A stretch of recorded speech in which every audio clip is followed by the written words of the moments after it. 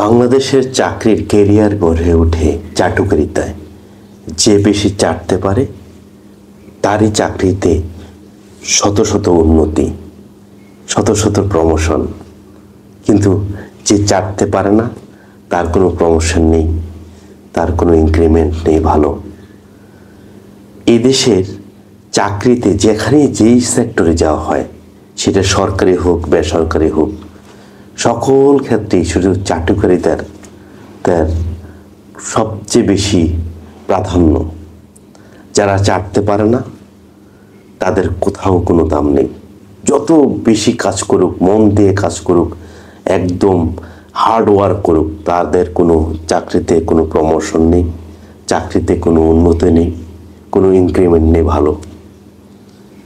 এখানে যেমন একটা এক্সাম্পল দেই, একটা নাম নেই, যেমন শফিক সাহেব, আপনি জানেন, বস বলল, জানেন সূর্য আজকে দক্ষিণ দিকে উঠেছে?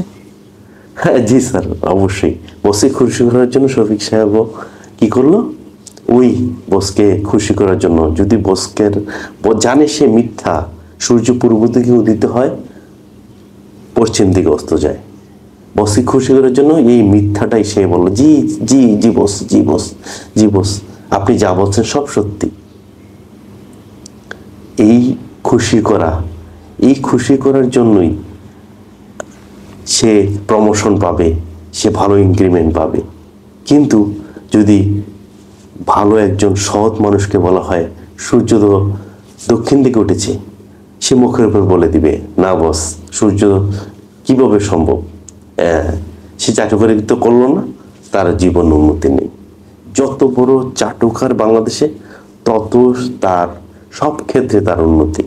সে চাকরি হোক, সব জায়গাতে, সে অন্য যে কোনো সেক্টরে হোক, যে চাটতে পারে, চাটা বাংলাদেশে একটা শিল্প, যে চাটতে পারে তার উন্নতি তত বেশি।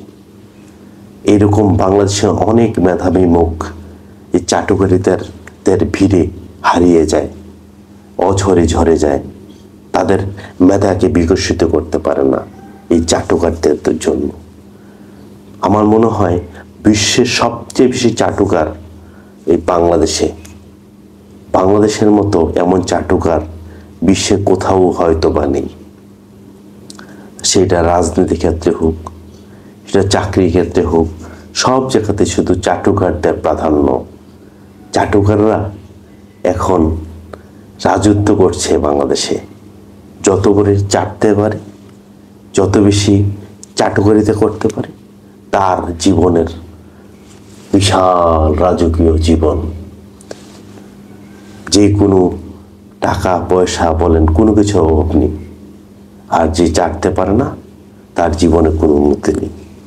এই জন্য আসুন বেশি বেশি চাটতে শিখি বাংলাদেশে, না হয় পড়ে থাকতে হবে সেই বদ্ধ নর্দমায়। সবাইকে অনেক ধন্যবাদ।